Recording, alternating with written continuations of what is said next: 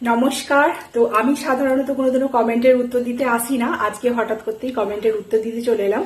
তো এই ব্যক্তি আমাকে কমেন্ট করেছেন। তো উনি বলেছেন যে আমি কবে গায়িকা হলাম, একটা গানে লিপসিং দিচ্ছিলাম, তো সেই জন্য আমাকে বলছে যে আমি তো সুশীল সমাজেরই শিক্ষিত মানুষদের মধ্যে একজন, তো আমি কবে গায়িকা হলাম এইভাবে গানে লিপসিং দিচ্ছি, এটাই ওনার কোয়েশ্চেন। তো ওনাকে আমি এটাই বলতে চাই যে লিপসিং দিতে গেলে সুশিক্ষিত সমাজের আবার মানে কি ব্যাপার, মানে যারা লিপসিং দেয় তারা তো যথেষ্ট শিক্ষিত বলেই আমার মনে হয়। তো শিক্ষিত সমাজ কি লিপসিং দিতে পারে না?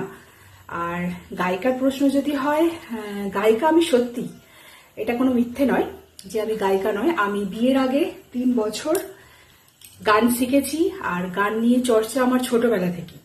তো সেই হেতু গানটা আমি ভালোবাসি, আর সেই জন্যই আমি লিপসিং দিতেও ভালোবাসি গানেতে, মিউজিকে।